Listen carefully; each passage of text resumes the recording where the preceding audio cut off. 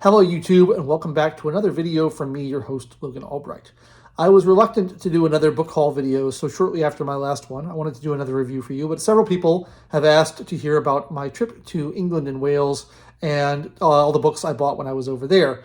One of my favorite things to do when traveling abroad, particularly to the United Kingdom, is to go into their many wonderful bookshops and stock up on books. So I try to pack as lightly as I can and leave lots of room in my bag to bring books home. Even so, I was pretty limited in what I could actually bring, but I did get a hefty stack. So I thought we'd do that. I will talk a little bit about my trip.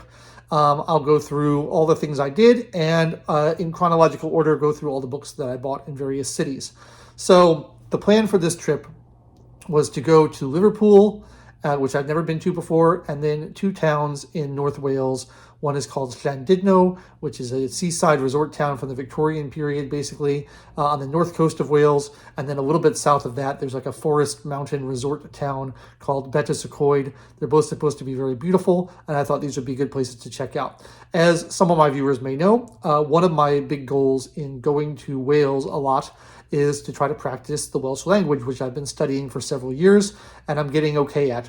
And so one of the things I like to do is to try to find Welsh language books, which you will see is what I did. So started off in Liverpool. I didn't actually buy any books in Liverpool. I bought some records at a record store, but I didn't go into any bookshops there because I was saving my bookshop experience for somewhere else.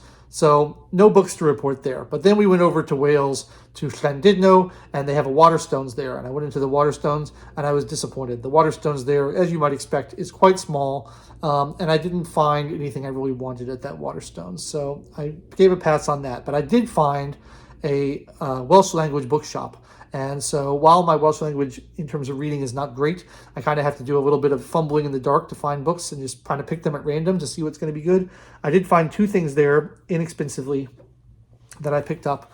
The first is this story, A Fourth Beryglus, which means the dangerous road, by T. Hugh Jones. And the proprietor of the bookshop mentioned that this was a famous author. He was a Welsh speaker, and that was cool. I got to talk to him a little bit. And I had never heard of him, but I did a little research. This is a book from the 1960s, and T. Hugh Jones is a kind of famous author of children's stories, essentially, and he had like a 50-year career, and this is the first in a series of books about Tom Sean Catty, who is apparently like an 18th century, or I guess like 16th century folk hero, essentially. I guess he was a real person, but he was a Protestant in Queen Mary's Catholic England, and as such was persecuted and resorted to like robbery and highwaymanship in order to make ends meet. And there's a lot of like tall tales about him and folk stories about him. So I didn't know anything about that when I bought this. I just thought the cover looked cool. It's from the 60s, and I thought it was cheap. So that'll be a fun one to read. I'm excited about that. And then the other book I got from that shop, this is a complete stab in the dark. It's called Or Kirion by Johan Kidd, and this book Kirion, this word Kirion is not in my Welsh dictionary, but I did some research and found that it either means like borderlands or threshold, something along those lines. So this is a book of short stories called From the Threshold or From the Borders.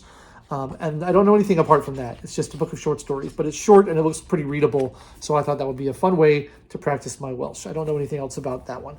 I haven't started reading either of these yet. I have a couple other books that I've started that I'll talk about when we get there, but not those two.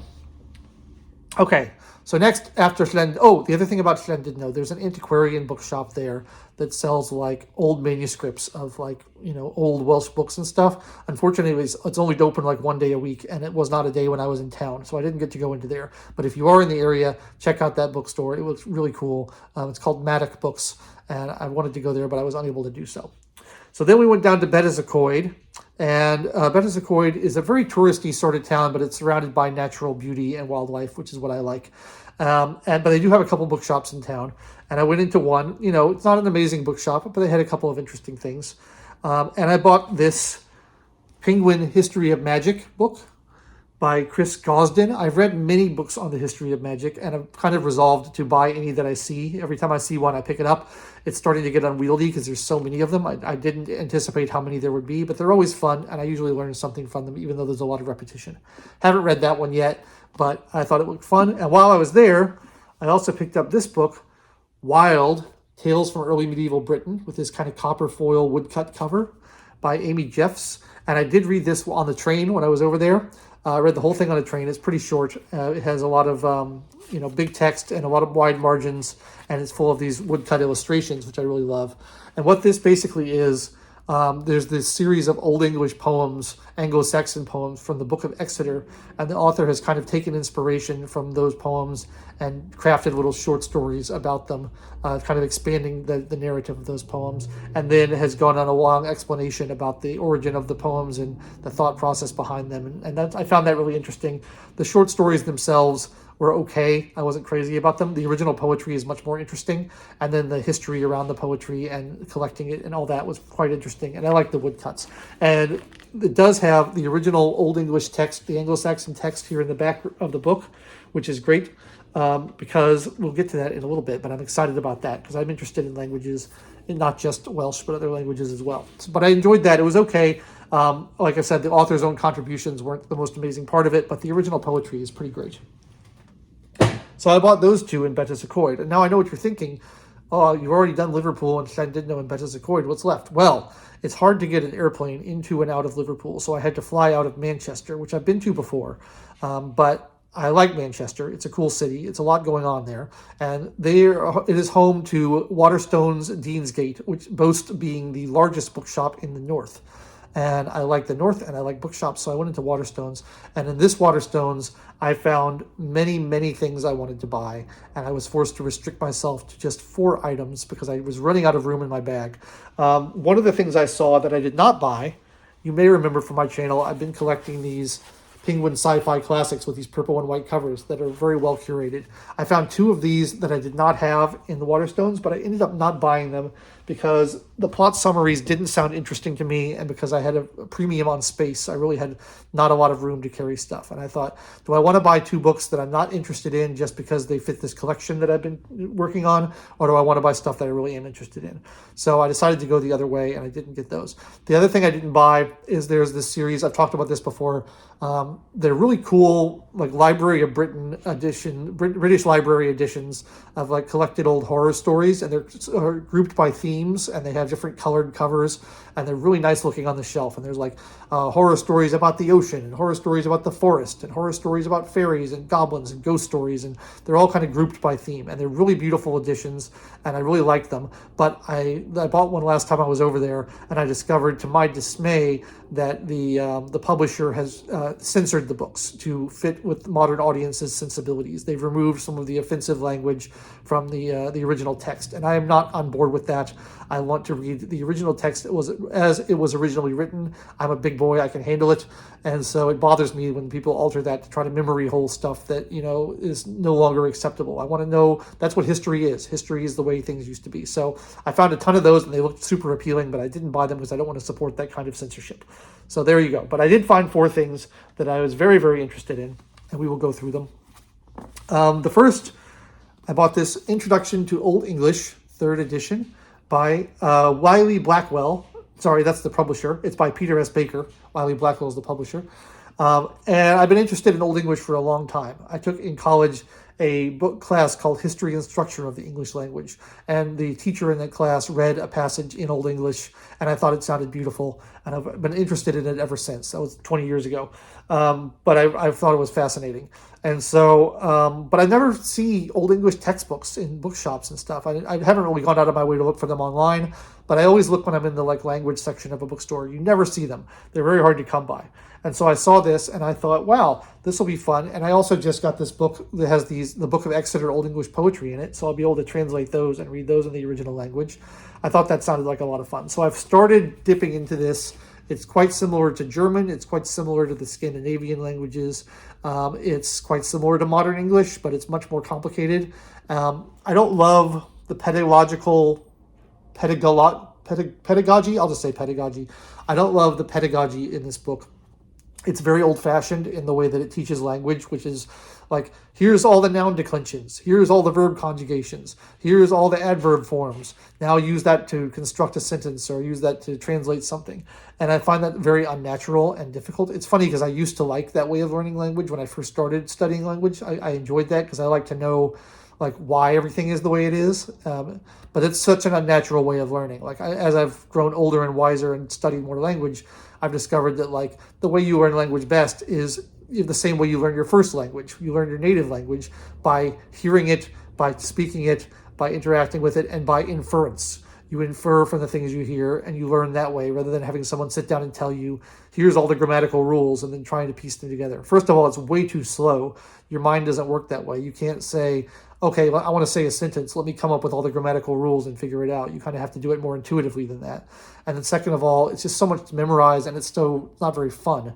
You have to, having a much more organic way of absorbing the language and hearing it spoken and speaking it and being immersed in it and kind of, figuring out, just hearing sentences and then figuring out the pieces of those sentences later through inference, I think is a much more natural and easy way of learning language. So that's what I've been doing largely with Welsh, and it's been working great.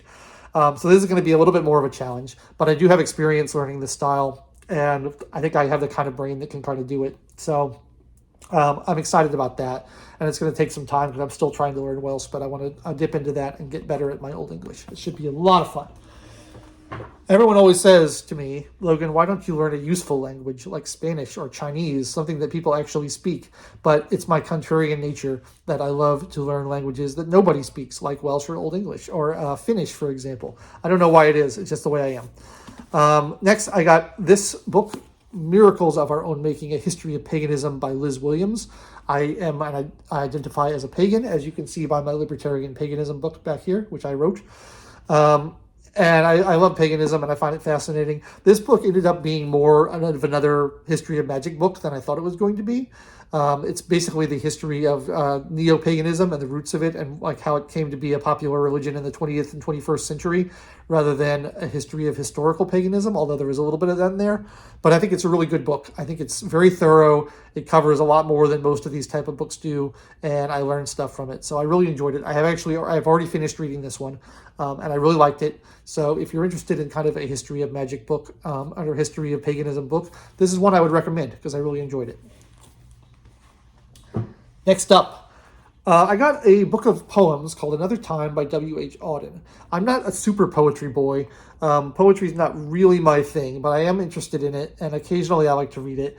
And I heard a poem from W.H. Auden. I think it was Funeral Blues. I heard it recited by Stephen Fry on some documentary. And I thought, wow, that's a beautiful poem. And I was interested in Auden ever since then. And every time I go into a bookshop in America and I look at the poetry section, there's nothing by Auden. And it's so weird. For like years, I was doing this and I thought, well, am I looking in the wrong section? Is he not a poet? What's going on? But I go to a bookshop in Britain, and lo and behold, there's like 30 books by Auden in the poetry section. So, embarrassment of riches, and I had to choose which one to get. This one I chose because I like the cover, and it supposedly contains some of his most well-loved poems. It's considered like one of the high marks of his career. And I have read it already. It does contain Funeral Blues, which is a beautiful poem, although apparently it was sort of sarcastic in the original version of it. But it works perfectly well as a sincere poem. There's also a lot of other great poems in here. There's a lot of other poems in here that I'm not that crazy about. For example, I'm not so into like free verse or non-rhyming poetry for the most part, unless it's like strongly metrical and alliterative or something. I think that the thing that distinguishes poetry from prose is meter and rhyme and alliteration.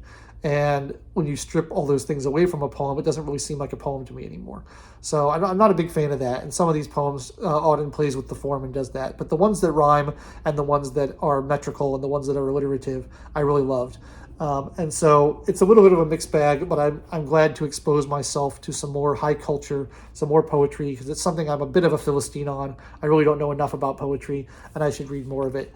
I saw a great YouTube video a couple weeks ago about a guy talking about how we all read poetry wrong, and we treat it like it's a riddle that's meant to be solved. And he said that's a terrible way to read poetry. Like, stop trying to figure out what the poem means, and instead just like embrace the feeling that it gives you. He said the purpose of a poem is to kind of capture. It's not to convey information. It's to convey an emotion. It's to convey a feeling. And so that's what you should really embrace when reading a poem. And I've tried to keep that in mind as reading these. And I think they're pretty good for the most part.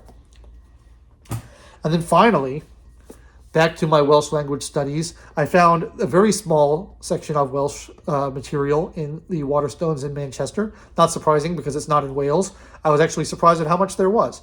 And one of the books they had there was Harry Potter, A Mine yr Athronydd Harry Potter and the Philosopher's Stone.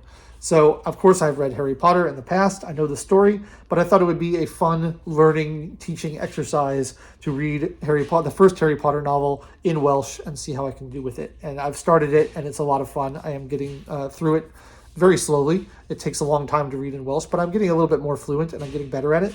So it is a lot of fun. And it's actually been probably 10 years since I went back and read a Harry Potter book. So it's good to revisit it. And I've kind of forgotten large chunks of it because I'm much more familiar with the movies now. I've seen the movies many more times than I've read the books.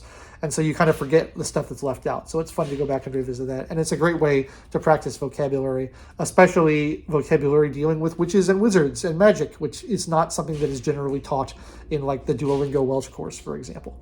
So those are all the books that I carried laboriously home on my back from Britain across the Atlantic. My bag was pretty much busting to the gills by the time I came home, but I brought home a mighty treasure trove of books, and I really enjoyed my trip. So I hope that was interesting for you. It may not have been, but not everything can be a home run. So I just wanted to share that because a couple people had been asking for it. Those are the kind of things I'm reading. Strangely, no fiction apart from the poetry, I guess. I didn't get any novels or anything, but, I've got plenty of novels lying around here to read. So I'll be reviewing one of those for you next week. I won't tell you what it'll be. You'll have to come back and see. I guess next week will be after Christmas. So Merry Christmas to you all. If you celebrate Christmas, I hope you have a wonderful holiday, and I will join you after the holiday, and we'll talk about books some more. Thanks so much for watching. If you enjoyed this video, please click the like button, subscribe to the channel, click the bell for notifications, and leave me comments down below telling me anything you want to tell me, really. I don't care. Whatever you want to comment on, I'm happy to read it. Until then, I'll catch you next time. Thanks so much for watching. Later.